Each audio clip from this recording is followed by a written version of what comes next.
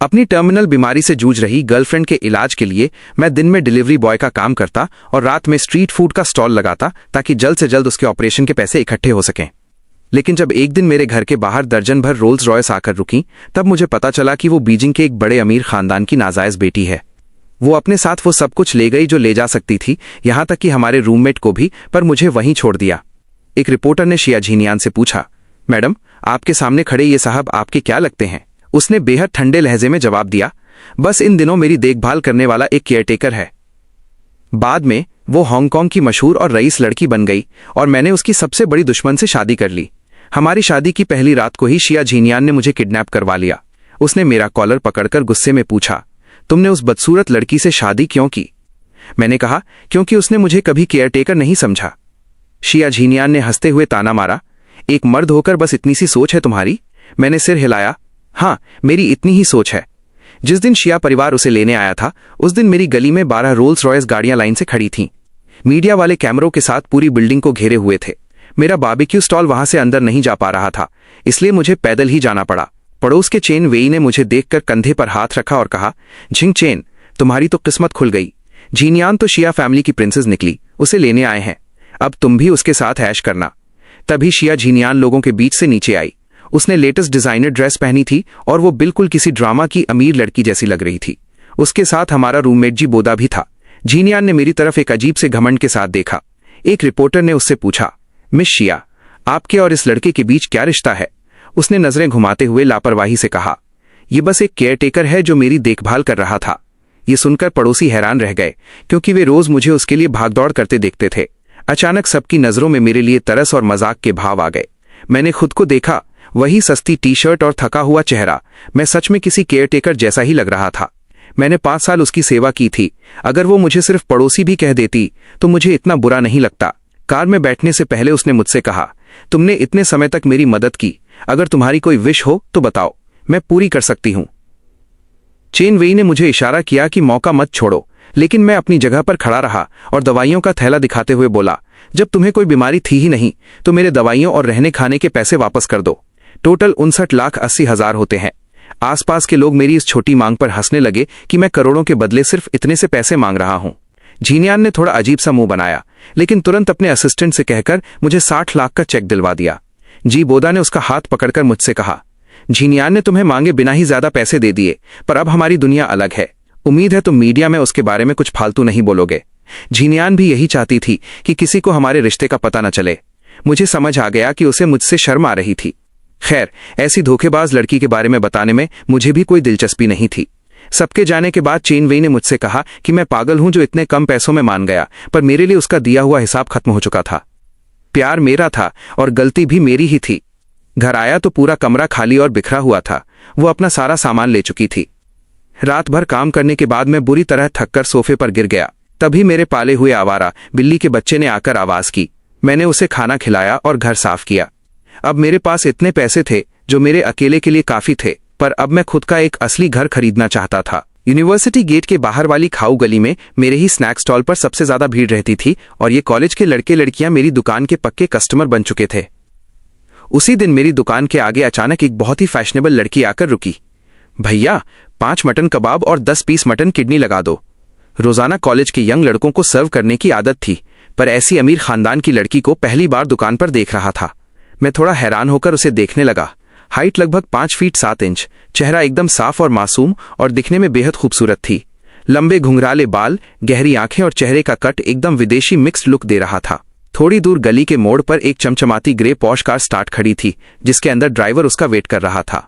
इतने सारे romantic novels पढ़ने का नतीजा ये हुआ कि मेरे दिमाग में तुरंत एक घिसी पिटी कहानी बन गई कि कोई अमीर लड़की अपने कॉलेज जाने वाले बॉयफ्रेंड के लिए कबाब पैक करवा रही है। मैं मुस्कुराया और पूछा, मैम, पैक करना है या यहीं खाएंगी? मुझे पूरा यकीन था कि पैकिंग ही होगी, इसलिए मैंने बॉक्स भी निकाल लिया था, पर उसने कहा, यहीं खाऊंगी। मेरे हैरान चेहरे को इग्नोर करते हुए वो आराम से एक स्टूल पर बैठ गई। उसने करीब 300 रुपए का ऑर्डर दिया था और मैं ग्रिल पर पसीना बहाते हुए उसे गर्मा गर्म कबाब सर्व करने लगा। जब तक मैंने सारा ऑर्डर तैयार किया, वो सारा खाना फटाफट खत्म कर चुकी थी। कबाब काफी अच्छे थे। वैसे नॉर्मल खाना कैसा बना लेते हो? मैं हैरान रह गया और खुद की तरफ इशारा करते हुए बोला, आप मुझसे पूछ रही हैं? हाँ, खाना ठीक ठाक बना लेता हूँ। दुकान खोलने से पहले बकायदा शेफ का कोर्स किया था। ये सुनते ही उसने अपने एलवी बैग से एक बिजनेस कार्ड निकाला और मेरी तरफ बढ़ा दिया। क्या तुम मेरे घर पर मेरे पर्सनल शेफ बनोगे? मैंने कार्ड पर देखा एचडी ग्रुप की सीईओ लियू रुयान। मेरा रिएक्शन थोड़ा अजीब हो गया। मैम, आपका मतलब मुझे स्पॉन्सर करने का है? सैलरी 10 लाख?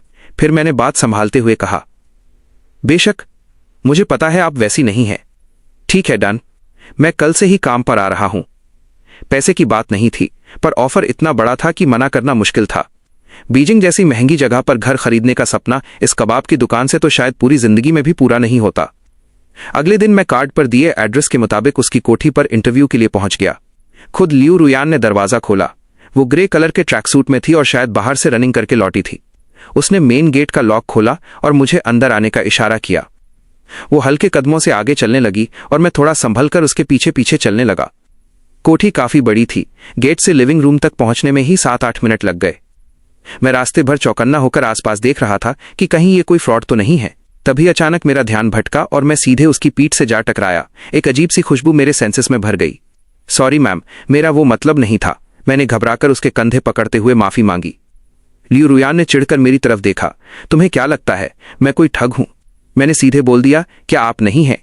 वो इस बात पर हंस पड़ी और ऐसा लगा जैसे मुझे थप्पड़ मार देगी, पर उसने खुद को रोका और बोली, मुझे बार बार मैम मत कहो, ध्यान से देखो मैं कौन हूं। मैंने उसके चेहरे को पास से देखा और सिर हिला दिया। नहीं पहचानता। मैं एक मामूली कबाब बेचने वाला हूं। आप जैसी अमीर लड़की को कैसे जानूंगा? शायद आपको कोई गलत फहमी हुई है। मैं मन ही मन सोच रहा था कि इतनी बड़ी नौकरी का ऑफर ऐसे ही नहीं मिला। ये अमीर लड़की किसी और के धोखे में मुझे ले आई है। लियू रुयान ने गुस्से में दांत भींचे और अजीब सी हंसी के साथ बोली, तोंग जिंगचेन, अब भी कहोगे कि नहीं पहचानते? जब उसे गुस्सा आया तो मानो पूरे कमरे का टेम्परेचर गिर गया। मैं थोड़ा सहम गया और उसके खूबसूरत चेहरे को गौर से देखने लगा। तभी मेरे दिमाग में एक पुराना चेहरा आया जिसके पूरे हिस्से पर जलने के गहरे निशान थे। अगर उस चेहरे से वो सारे निशान हटा दिए जाएं तो वो बिल्कुल ऐसी ही दिखेगी। सच का एहसास होते ही मेरे होश उड़ गए और मैं तुरंत वहां से भागने के लिए मुड़ा। पर अगले ही पल उसने मेरा हाथ पकड़कर पीछे खींचा और मुझे दीवार से सटा दिया। लियू रुयान ने मुझे अपनी बाहों और दीवार के बीच लॉक कर दिया और ऊपर देखते हुए बोली, तोंग जिंगचेन, अब भागकर दिखाओ। हम इतने पास थे कि मैं हिल भी नहीं पा रहा था। उसकी सांसें सीधे मेरे चेहरे पर महसूस हो रही थीं। मैं चुपचाप खड़ा रहा ताकि उसे ये न लगे कि मैं कोई फायदा उठा रहा हूं। दरअसल मेरी पुरानी लाइफ में एक और लड़की थी। जब मैं 17 साल का था तब हमारी क्लास में जियांग वान नाम की एक नई लड़की आई थी जिसके चेहरे पर आग से जलने का बड़ा सा दाग था। क्लास के बाकी बच्चे उससे डरते थे, उसे अकेला छोड़ देते थे और कैंटीन में भी कोई उसके साथ नहीं बैठता था। पीठ पीछे सब उसे बदसूरत कहते थे। उसके साथ बैठने वाले लड़के ने तो सीट बदलने की जिद कर दी थी क्योंकि उसे देखकर उसे बुरे सपने आते थे। जब टीचर ने थककर पूछा कि कोई इसके साथ बैठेगा तब वो बेचारी नर्वस होकर डेस्क का कोना पकड़कर बैठ गई। पूरी क्लास शांत थी और कोई तैयार नहीं था। तभी मैंने धीरे से अपना हाथ उठा दिया। पूरी क्लास मुझ पर हंसने लगी कि तोंग जिंगचेन ही इसके साथ बैठेगा। चलो साथ बैठते हैं। एक कबाड़ी और एक बदसूरत लड़की की जोड़ी काफी सही रहेगी। उस वक्त मुझे पालने वाली मेरी दादी जिंदा थीं। वो कबाड़ चुनकर मेरा पेट पालती थीं और उनका हाथ बटाने के लिए मैं भी स्कूल के बाद डस्टबिन खंगालकर बोतलें इकट्ठी करता था। क्लास के बच्चे मुझसे दूर भागते थे और कहते थे कि मुझमें से बदबू आती है। इस वजह से हाई स्कूल से ही मैं अकेला एक डेस्क पर बैठता था। जब मैंने हिम्मत करके क्लास की नई लड़की जीवान से पूछा कि क्या वो मेरी बेंच पार्टनर बनेगी तो उसने बिना किसी हिचकिचाहट के हाँ कह दिया। धीरे धीरे हमारी दोस्ती गहरी हो गई। जीवान पढ़ाई में बहुत तेज थी और हमेशा टॉप करती थी। वो मुझे पढ़ाती थी और मैं बदले में उसे दादी के हाथ के बने स्नैक्स खिलाता था। जब बाहर के गुंडे उसे परेशान करते तो मैं उनके सामने बैट लेकर अड़ जाता। मेरे पास खाने के पैसे नहीं होते तो वो अपनी पॉकेट मनी आधी मेरे साथ बांटती थी। 12th क्लास में उसने मुझसे अपने प्यार का इजहार किया और हम दोनों ने साथ में देश के टॉप कॉलेज जाने का सपना देखा। लेकिन कॉलेज के एडमिशन की आखिरी रात को एक 5 स्टार होटल में काम करते हुए मैंने जीवान को उसके परिवार और एक अमीर लड़के के साथ देखा। उनके पेरेंट्स बात कर रहे थे कि इलाज के लिए जीवान को विदेश भेजा जाएगा और लौटकर दोनों की सगाई कर दी जाएगी। अपने इस कबाड़ी वाले बैकग्राउंड और गरीबी की वजह से मैं हीन भावना से भर गया। मैंने चुपके से अपना कॉलेज बदल दिया और उसे मैसेज भेज दिया कि मुझे किसी और से प्यार हो गया है। उसके बाद मैंने उसका नंबर ब्लॉक कर दिया और हमेशा के लिए गायब हो गया। अब सालों बाद जब शिया झिनियान के अमीर खानदान की खबर मीडिया में आई और टीवी पर मेरी तस्वीर दिखी तब जाकर जीवान को मेरा पता चला। आज वो मेरे सामने खड़ी गुस्से में चिल्ला रही थी, तुमने जिस दूसरी लड़की का बहाना बनाया था क्या वो शिया झीनियान थी? मैंने उसका हाथ झटकते हुए कहा। अब इस बात से क्या फर्क पड़ता है, हमारा ब्रेकअप हो चुका है। मेरी बात सुनकर वो भड़क गई। क्या मैं कोई फालतू चीज हूं जिसे तुम जब चाहो छोड़ दो? तभी विला का दरवाजा खुला और वहां से सफेद सूट पहने एक बेहद हैंडसम लड़का बाहर आया। ये वही लड़का था जिसे मैंने सालों पहले होटल में जीवान के साथ देखा था। मुझे लगा कि ये उसका मंगेतर है और अब भी उसे लेकर मुझसे लड़ने आया है। लेकिन उस लड़के ने बाहर आते ही एक्साइटमेंट में कहा, दीदी, आखिरकार आपने तोंगू झिंगचेन को ढूंढ ही लिया। जीवान ने मेरी तरफ देखते हुए कहा, ये शिया फैमिली का छोटा बेटा शिया जीशुआन है। इससे पहले कि वो कुछ और कहती, उस लड़के ने मेरा हाथ पकड़ लिया और बोला, मुझे पता है आप दीदी के बॉयफ्रेंड हो ना। मैं हैरान रह गया कि जीवान ने सबके सामने मुझे अपना बॉयफ्रेंड मान रखा था। असल में शिया झीनियान जब मेरे साथ थी तो वो बिल्कुल ठीक थी, लेकिन बाद में उसका एक एक्सीडेंट हो गया था। उसे लगा कि उसकी सौतेली माँ उसे मारना चाहती है, इसलिए उसने खुद को सेफ रखने के लिए बीमार होने का नाटक किया था। मुझे इस सच का पता नहीं था, इसलिए मैं दिन रात मेहनत करके उसकी महंगी दवाइयों के पैसे भरता रहा। मुझे लगा कि बॉयफ्रेंड होने के नाते ये मेरी जिम्मेदारी है, पर वो सिर्फ नाटक कर रही थी। और जब उसके अमीर दादा उसे लेने आए तो उसने मीडिया के सामने मुझे सिर्फ एक नौकर या केयरटेकर बता दिया। ये सब सोचते हुए मैंने उम्मीद भरी नजरों से जीवान की तरफ देखा। मुझे लगने लगा था कि शायद मैंने सालों पहले उसे समझने में कोई बहुत बड़ी गलती की थी। तभी शिया जीशुआन ने मेरे कान के पास आकर धीरे से कहा, भले ही दीदी तुमसे प्यार करती हो, लेकिन उनके परिवार ने मेरे साथ ही उनका रिश्ता तय किया है। अपनी हैसियत देखो, तुम आज भी बदबूदार बारबेक्यू बेचने वाले ही हो। उसकी बात सुनकर मैंने झटके से अपना हाथ पीछे खींचा, लेकिन उसने ऐसा नाटक किया जैसे मैंने उसे धक्का दे दिया हो। वो जमीन पर गिर गया और मासूम चेहरा बनाकर बोला, भैया आपने मुझे धक्का क्यों दिया? मुझे लगा कि अब वही घिसा पिटा ड्रामा होगा जहां जी वान उस लड़के की साइड लेकर मुझ पर गुस्सा करेगी। लेकिन जी वान ने जमीन पर पड़े उस लड़के को घूरते हुए कहा, तुम्हें क्या लगता है मैं अंधी हूं? उसने तुम्हें छुआ तक नहीं, क्या बकवास एक्टिंग कर रहे हो? मैंने पहले ही मना किया था कि मेरे घर मत आना, और अब मेरे बॉयफ्रेंड के सामने ये सब नौटंकी बंद करो। ये कहकर उसने मेरा हाथ पकड़ा और बाहर खड़े शिया जीशुआन को वहीं हैरान छोड़ते हुए मुझे घर के अंदर ले गई। लियू परिवार का लिविंग रूम बहुत बड़ा था, जहां सारे नौकर अपने अपने काम में लगे हुए थे। किसी ने भी मुझ जैसे अचानक आए मेहमान की तरफ मुड़कर नहीं देखा। जी वान ने खुद मेरे लिए पानी का एक गिलास लाया और मुझे बैठने के लिए कहा, झिंगचेन, मुझे सच सच बताओ, तुमने सालों पहले जो मैसेज भेजा था वो झूठ था ना? तुमने किसी और से प्यार नहीं किया था? मैंने उसकी आंखों में देखते हुए कहा, वो मैसेज तो झूठ था, पर उसके बाद मुझे सच में किसी और से प्यार हो गया था। भले ही शुरुआत शिया झीनियान ने की थी, पर मैंने 5 साल उसकी देखभाल की तो कुछ ना कुछ फीलिंग्स तो जुड़ ही गई थीं।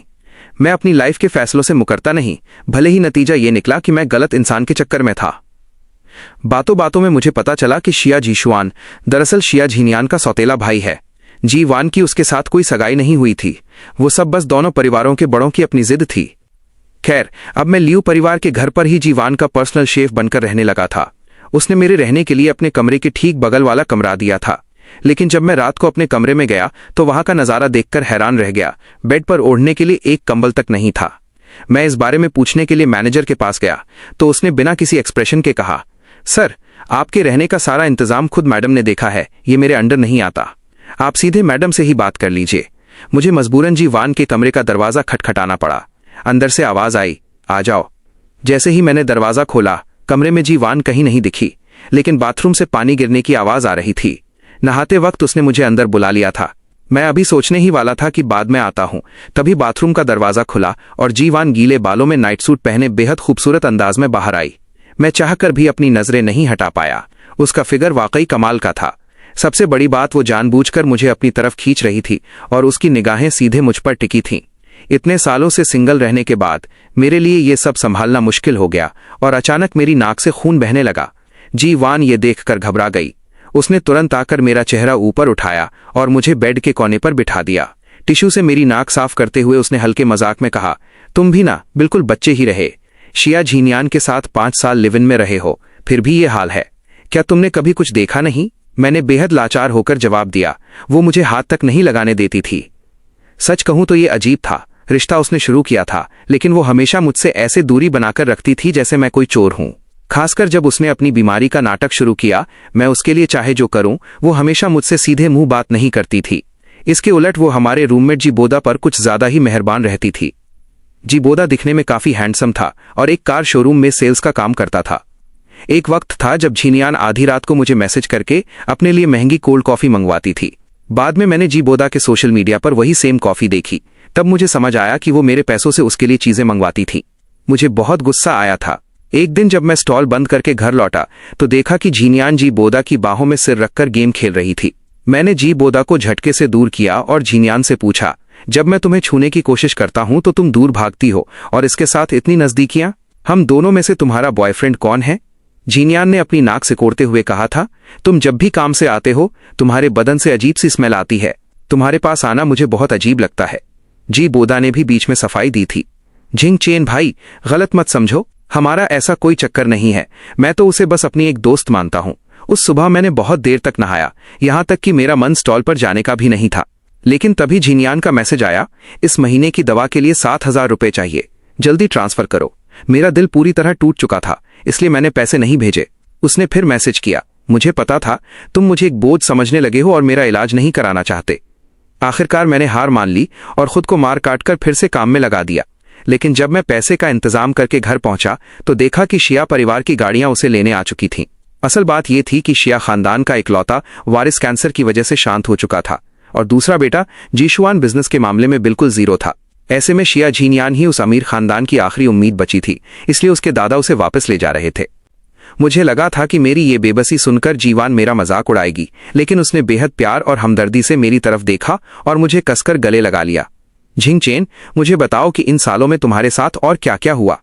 इन बीते सालों की कहानी में कुछ खास नहीं था। जीवान को छोड़ने के बाद मैं अपना कॉलेज बदलकर दूर एक दूसरे शहर चला गया था। वहां कॉलेज के दूसरे साल में मेरी मुलाकात शिया झीनियान से हुई थी। वो एक बहुत ही साधारण परिवार से थी। उसका मंथली खर्च बहुत कम था। जहां उसकी सहेलियां महंगे कपड़ों में घूमती थीं, वहीं वो 2 साल से एक ही सस्ती सी ड्रेस पहन रही थी। मैं उस वक्त पार्ट टाइम काम करके अच्छे पैसे कमा लेता था, जिससे मैं अपनी दादी को भी पैसे भेजता था। मैं अनाथ था, मुझे नहीं पता मेरे माँ बाप कौन थे। इस दुनिया में मेरी दादी ही मेरी सब कुछ थी। लेकिन अचानक एक दिन सड़क हादसे में उनका देहांत हो गया। ये खबर सुनकर मेरी दुनिया ही उजड़ गई थी। मैंने खुद से वादा किया था कि मैं दादी को हर सुख दूंगा, पर सब खत्म हो गया। उस मुश्किल घड़ी में शिया झीनियान ही थी जो कॉलेज से छुट्टी लेकर मेरे साथ मेरे गांव आई थी। उसने दादी के अंतिम संस्कार में मेरा साथ दिया और मुझे संभाला। दादी के इंश्योरेंस के जो 3 लाख रुपए मिले थे वो मेरे अकाउंट में आ गए थे। गांव से लौटने के बाद झीनियान ने मुझे प्रपोज किया। उस वक्त मैं डिप्रेशन से जूझ रहा था और बिना वजह रोने लगता था, जिसके लिए मुझे डॉक्टर के चक्कर काटने पड़ते थे।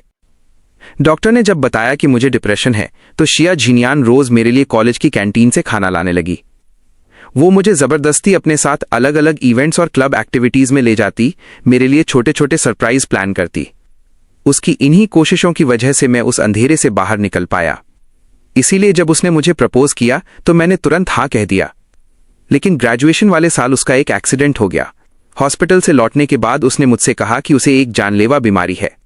मैं बुरी तरह डर गया था। मुझे लगा वो भी दादी की तरह मुझे छोड़कर चली जाएगी।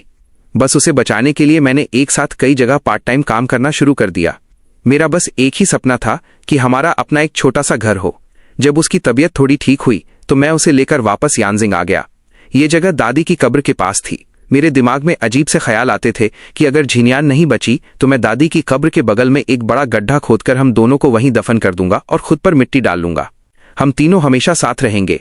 खैर, झीनियान ठीक थी और मुझे उसके इलाज के लिए पागलों की तरह कमाना पड़ रहा था। बदलाव तब शुरू हुआ जब जीबोदा हमारे साथ रूम शेयर करने आया। वह मुझसे बिल्कुल अलग था। मैं पूरी रात स्टॉल पर धुएं और तेल के बीच काम करता, जिससे मेरे बदन से हमेशा अजीब सी महक आती थी। जीबोदा यंग था, उसे सजने संवरने का शौक था और उसे सारे फैशन ब्रांड्स की समझ थी। झीनियान पहली ही नजर में उससे इंप्रेस हो गई थी। वो ये तक भूल गई कि वो एक मरीज है और खुद आगे बढ़कर उसका सामान उठाने लगी। मेरे पड़ोसी चेन वेई अक्सर मुझसे कहते थे, तुम झीनियान से कहो कि वो भी कोई छोटी मोटी पार्ट टाइम जॉब कर ले, महीने के 2-3 हज़ार भी कमाएगी तो तुम्हें थोड़ी मदद होगी। तुम अकेले कितना घिसोगे? मैं सिर हिलाकर मना कर देता, उसकी तबीयत ठीक नहीं रहती, मैं मेहनत कर लूंगा। चेन वेई चिढ़कर बोलते, तबीयत ठीक नहीं है फिर भी जीबोदा का सामान उठा रही थी। पिछली बार जब तुम्हारा बारबेक्यू स्टॉल रास्ते में खराब हुआ था तब वो तुम्हारी मदद करने क्यों नहीं आई? मैंने चेन वेई से झूठ बोला था कि मैंने उसे बुलाया ही नहीं था। सच तो ये था कि मैंने झीनियान को एक के बाद एक कई फोन किए थे, पर उसने एक भी नहीं उठाया। जब मैं घर पहुंचा तो देखा कि जीबोदा का बर्थडे था और घर पर बड़ी सी पार्टी चल रही थी। झीनियान ने उस पार्टी में जीबोदा को 8,000 से ज्यादा का ब्रेसलेट गिफ्ट किया था। जब मैं फोन कर रहा था तब उसका फोन सोफे पर रखा था और उसके दोस्त हूटिंग कर रहे थे कि झीनियान खुद अपने हाथों से जीबोदा को वो ब्रेसलेट पहनाए। ये सब मुझे बहुत बाद में सोशल मीडिया पर एक वीडियो के जरिए पता चला था। एक बार मैंने झीनियान से कहा था, क्या तुम मेरे साथ मार्केट चलकर बस पैसे संभालने में मदद कर दोगी? बहुत भीड़ होने पर कुछ कस्टमर बिना पैसे दिए भाग जाते हैं।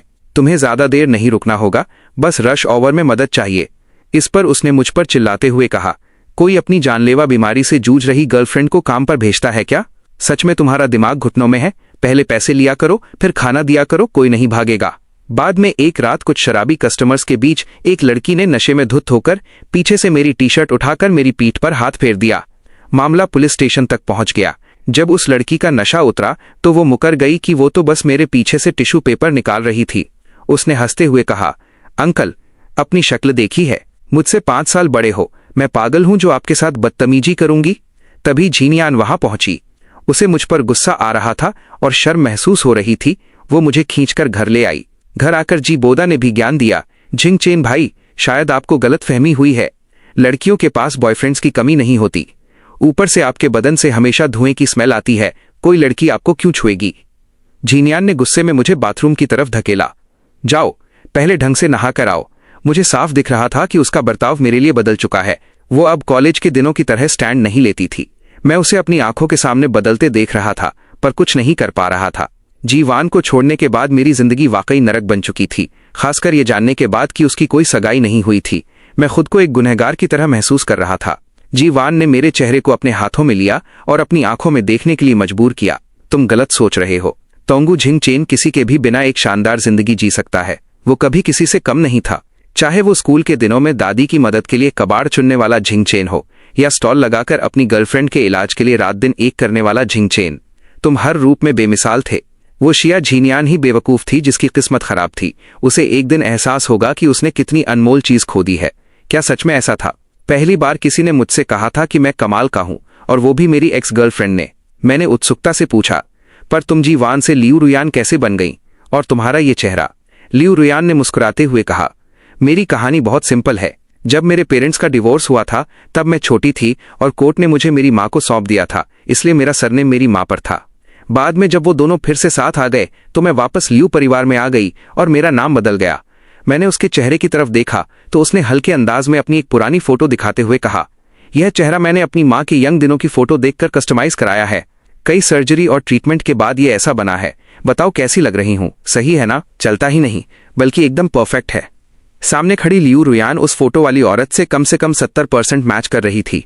शायद यही उसका असली चेहरा था। लियू रुयान के पर्सनल शेफ के तौर पर काम करते हुए मैंने सबसे ज्यादा जो डिश बनाई थी वो थी sweet and sour pork ribs. कई दिनों तक बिना कोई चेंज किए मैंने इसे इतनी बार बनाया कि अब मैं इसमें एकदम प्रो हो चुका था। मुश्किल से आधा घंटा लगता और डिश रेडी। सच कहूं तो महीने के 1 लाख रुपए लेने में मुझे थोड़ी झिझक होती थी, खासकर तब जब वो रोज घर लौटते वक्त मेरे लिए कुछ न कुछ लाती थी। कभी महंगी घड़ी, कभी ताजे फूल, तो कभी ऑक्शन से खरीदे हुए बेशकीमती एंटिक पीसेज। अगर मैं मना करता तो वो जबरदस्ती मेरे हाथ में थमा देती। लगातार आधा महीना ऐसा चलने के बाद आखिर मुझसे रहा नहीं गया और मैंने लियू रुयान से कहा, वैसे मुझे दूसरी चीजें भी बनानी आती हैं, जैसे shrimp steamed egg, royal tofu या फिर रेड स्ट्यूड हेयरटेल मछली। लियू रुयान उस वक्त स्टडी रूम में किसी फाइल को निपटाने में बिजी थी।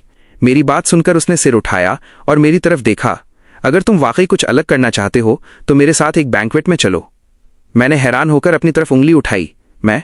लियू रुयान ने हाँ में सिर हिलाया तो मैं तुरंत उदास होकर बोला, पर मेरा लुक वहां के लिए ठीक नहीं रहेगा। लियू रुयान सीधे खड़ी हुई और मेरा हाथ पकड़कर बाहर ले जाते हुए बोली, किसने कहा? हर किसी का एक क्लासी साइड होता है, बस उसे निखारने के लिए पैसों की जरूरत होती है। लियू रुयान मुझे स्टाइलिंग के लिए ले गई, नए कपड़े दिलाए और देखते ही देखते मैं पूरी तरह बदल गया, एकदम हैंडसम और फैशनेबल। पता चला कि हम बीजिंग के जाने माने एलिट डोंग फैमिली के बड़े बुजुर्ग के 70वें बर्थडे सेलिब्रेशन में जा रहे थे। वहां अचानक मेरी मुलाकात शिया झिनियान से हो गई। इस बार उसके साथ जीबोदा नहीं बल्कि उसका भाई शिया जिक्सुआन था। जब जिक्सुआन ने मुझे लियू रुयान का हाथ थामे देखा तो उसकी आंखें गुस्से से लाल हो गईं। शिया झिनियान का भी यही हाल था। वो मुझे इतनी हैरत से घूर रही थी जैसे कभी मैं उसे देखता था जब शिया फैमिली उसे वापस ले जाने आई थी। पिछली बार पोल खुलने के बाद अब जिक्सुआन ने शरीफ बनने का नाटक छोड़ दिया था। उसने तंज कसते हुए कहा, रुयान दीदी, क्या आप सच में मेरे जैसे को छोड़कर इस बारबेक्यू बेचने वाले के साथ रहने वाली हैं? मैं इससे कहीं ज्यादा स्टैंडर्ड रखता हूं, ये आपको दे ही क्या सकता है? लियू रुयान मुस्कुराई। तुम 24 साल के हो चुके हो ना? आज तक खुद का 1 रुपया भी कमाया है। और रही बात स्टैंडर्ड की, तो वो क्या है? तुम्हारा खानदान। जिक्सुआन का चेहरा उतर गया। अच्छे खानदान में पैदा होना भी तो एक एडवांटेज है ना? लियू रुयान ने हाँ कहा। बिल्कुल है, पर इसका मतलब ये नहीं कि तुम दूसरों को खुद से छोटा समझो। जिक्सुआन की बोलती बंद हो गई, लेकिन शिया झिनयान ने ठंडी नजरों से मुझे देखते हुए कहा, टोंग जिंगचेन, तो इसलिए तुम मुझसे माफी मांगने नहीं आए क्योंकि तुम्हें कोई अमीर लड़की मिल गई है? पर शायद तुम नहीं जानते, इसका चेहरा प्लास्टिक सर्जरी का कमाल है। ये पहले बेहद बदसूरत थी। तुम एक बदसूरत लड़की के साथ रहना पसंद कर सकते हो, पर मेरे सामने झुकना नहीं। मैंने हंसते हुए जवाब दिया, क्योंकि वो मुझे किसी केयरटेकर की तरह ट्रीट नहीं करती। शिया झिनयान चौंक गई, फिर मजाक उड़ाते हुए बोली, तुम्हारी औकात बस इतनी ही है? मैंने मजबूती से सिर हिलाया। हाँ, बस इतनी ही है। शिया झिनयान गुस्से से तिलमिला उठी। ऐसा लगा मानो वो हाथ में पकड़ा वाइन ग्लास ही तोड़ देगी। जिक्सुआन ने बड़े घमंड से कहा, टोंग जिंगचेन, ज्यादा खुश मत हो। अगर मेरी दीदी ने आज डोंग साहब की पोती से कांटेक्ट बना लिया तो हमारी फैमिली बीजिंग की सबसे अमीर फैमिली बन जाएगी। तब हमसे रिश्ता जोड़ने के लिए लोगों की लाइन लग जाएगी और तुम हमारी दीदी के जूते उठाने लायक भी नहीं रहोगे। जिक्सुआन ये बातें हम दोनों को सुनाने के लिए कह रहा था, पर लियू रुयान अचानक हंस पड़ी। शिया मिंझे के जाने के बाद अगर बिजनेस तुम दोनों बेवकूफों के हाथ में आया है तो बर्बादी में अब ज्यादा वक्त नहीं बचा। शिनजीवान का तो गुस्से के मारे चेहरा ही बिगड़ गया। तुम्हारा मतलब क्या है? लियू रुहान ने कंधे उचकाए, वही जो साफ साफ शब्दों में कहा। और फिर उन पर बिना ध्यान दिए वो मेरा हाथ पकड़कर सीधे बैंक्वेट हॉल के अंदर चली गई। तभी लियू रुहान को जानने वाली कुछ हाई सोसाइटी की लड़कियां उनके पास आईं और हाय हेलो करने लगीं। सबने उसे घेर लिया और बातों बातों में पूछने लगीं, मिस लियू, आपके साथ ये जो जेंटलमैन है, इनके साथ आपका क्या सीन है? मुझे लगा लियू रुहान भी शिया झिनयान की तरह बात को टाल देगी, लेकिन उसने मेरी तरफ देखा और सबके सामने पूरी मैच्योरिटी से मेरा हाथ थाम लिया।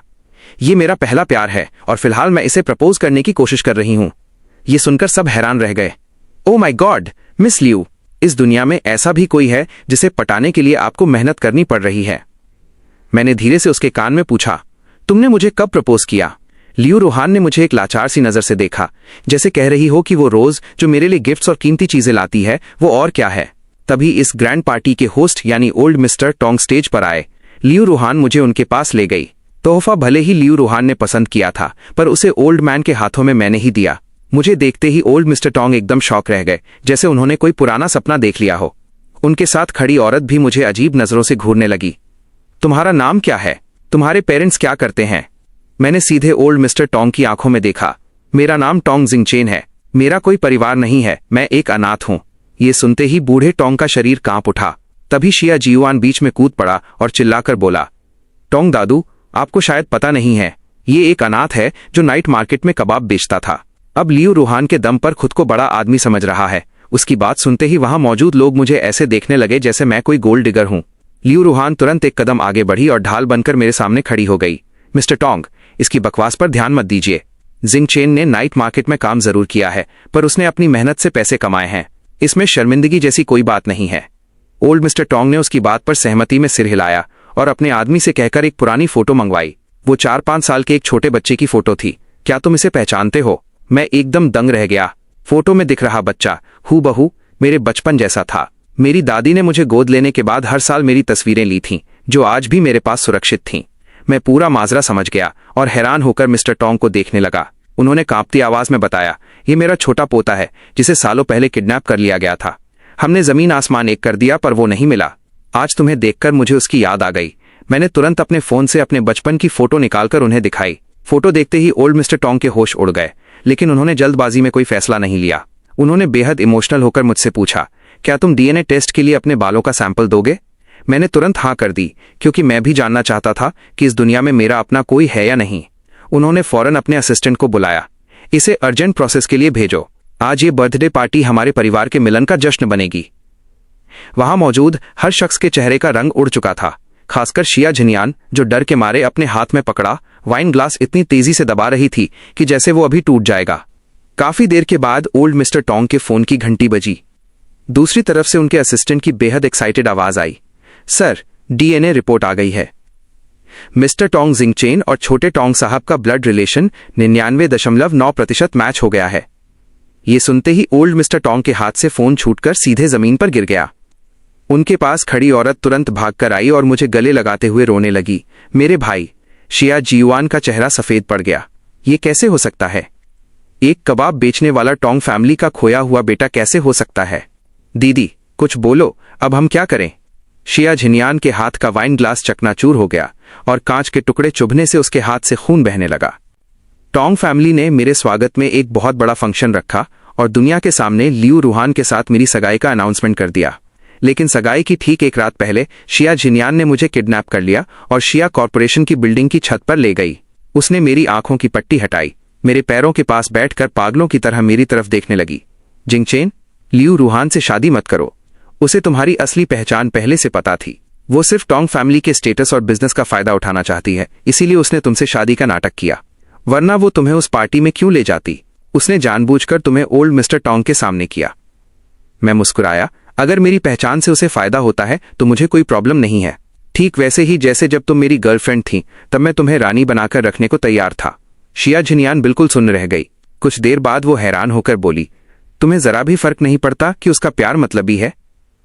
मैंने पलटकर पूछा, जब तुमने कॉलेज में मुझे प्रपोज किया था तब क्या तुम्हारा कोई मतलब नहीं था? उस 30 लाख के मुआवजे के लिए तुम्हें लगा था कि मेरे साथ रहकर तुम्हारी लाइफ आसान हो जाएगी। लेकिन अफसोस, तुम्हारी तमाम चालाकियों के बाद भी मैंने उस पैसे को कभी हाथ नहीं लगाया, क्योंकि वो मेरी दादी की आखिरी निशानी थी। शिया झिनयान वहीं फर्श पर बैठ गई और तभी लियू रूहान पुलिस को लेकर वहां पहुंच गई। असल में शिया मिंगजे की मौत के बाद उसकी मां को पता था कि ओल्ड मैन शिया झिनयान को वापस बुला लेंगे। वो अपनी पूरी जिंदगी की जायदाद एक नाजायज बेटी के हाथ में नहीं छोड़ना चाहती थी, इसलिए उसने चुपके से कंपनी के सारे शेयर बेच दिए, पैसे ठिकाने लगाए और विदेश भाग गई। शिया जियुआन इतना बेवकूफ था कि उसे भनक तक नहीं लगी। उसकी मां उसे साथ ले जाना चाहती थी, पर उसे लगा कि शिया फैमिली के पास अभी भी अरबों की प्रॉपर्टी है, इसलिए वो विदेश जाकर स्ट्रगल नहीं करना चाहता था। अब शिया कॉरपोरेशन सिर्फ एक खाली डिब्बा रह गया था। जब शिया झिनयान वापस आई तो ओल्ड मैन को उम्मीद थी कि वो कंपनी को संभालेगी, पर उसने कॉलेज के बाद कभी काम ही नहीं किया था, इसलिए उसने टोंग फैमिली में शादी करने का मास्टर प्लान बनाया। लेकिन मेरी असली पहचान सामने आते ही उसका ये सपना भी टूट गया। अपनी हार बर्दाश्त न कर पाने की वजह से उसने मुझे किडनैप किया ताकि वो मेरे सामने लियू रूहान का पर्दाफाश करके मुझे वापस पा सके। पर मेरी बातों ने उस पर बिजली गिरा दी थी। उसे यकीन नहीं हो रहा था कि मैं किसी से इतनी बेपनाह मोहब्बत कर सकता हूं। तभी उसे धुंधला सा याद आया कि एक वक्त था जब मैंने उसे भी इसी तरह टूटकर चाहा था, और आज वो शिया फैमिली को संवारने की कामयाबी से बस एक कदम दूर रह गई थी। पछतावे के आंसू उसकी आंखों से बहने लगे। उसे समझ आ गया था कि उसने अपनी लाइफ की सबसे कीमती चीज खो दी है। जब पुलिस उसे ले जा रही थी तो वो रोते हुए बस यही कह रही थी, जिंगचेन, मुझे माफ कर दो, प्लीज मुझे माफ कर दो। असल में उसने उस चमकते सितारे को खो दिया था जिसने उसके बचपन के अंधेरे को रोशन किया था। लियू रूहान ने नीचे बैठकर मेरे बंधी रस्सियां खोली और प्यार से मेरे चेहरे को सहलाया। जिंगचेन, मैं समझा सकती हूं, मुझे शुरू से तुम्हारी पहचान नहीं पता थी। जब तुमने मुझे बताया कि दादी के जाने के बाद तुम अकेले रह गए हो, तब मैंने ठान लिया था कि मैं तुम्हारे परिवार को ढूंढूंगी। पार्टी से 1 घंटे पहले जब तुम स्टडी रूम में आए तो मेरे हाथ में तुम्हारी ही डिटेल्स थीं। मैंने ये सब अपने फायदे के लिए नहीं, बल्कि तुम्हें एक हंसता खेलता परिवार देने के लिए किया था। मैंने उसे कसकर गले लगा लिया और उसके माथे को चूमा। मुझे पता है, मुझे सब पता है। अगर उसे सिर्फ बिजनेस डील करनी होती तो मेरे जाने के बाद वो शिया जियुआन से शादी कर लेती, क्योंकि तब शिया फैमिली अपने पीक पर थी। मैंने शिया झिनयान से वो सब बातें सिर्फ उसका दिल तोड़ने के लिए कहीं, ताकि उसने जो मुझे सरेआम एक वार्ड बॉय कहा था उसका पछतावा उसे जिंदगी भर तड़पाता रहे। अब वो जब भी किसी नए मर्द से मिलेगी वो अनजाने में उसकी तुलना मुझसे करेगी, और अगर उस इंसान ने उसे मेरी तरह बेइंतहा प्यार नहीं दिया तो वो घुट घुट कर जिएगी। उसकी जिंदगी अब कभी खुशहाल नहीं हो पाएगी, और मेरे और उसके बीच के सारे हिसाब किताब अब हमेशा के लिए खत्म हो चुके थे। शादी वाले दिन मैं अपना कस्टमाइज्ड सूट पहनकर अपने पूरे परिवार के साथ अपनी जिंदगी की नई शुरुआत करने बढ़ा। रेड कारपेट के दूसरे छोर पर सफेद शादी के जोड़े में लियू रूहान आंखों में ढेर सारा प्यार लिए मेरा इंतजार कर रही थी। उसी वक्त कोर्ट से शिया झिनयान का फैसला भी आ गया। किडनैपिंग के जुर्म में उसे 10 साल की जेल की सजा सुनाई गई। चर्च की घंटियां और कोर्ट का हथौड़ा एक साथ गूंजे। अब से मैं उजाले की ओर बढ़ रहा था और वो हमेशा के लिए अंधेरे में खो चुकी थी।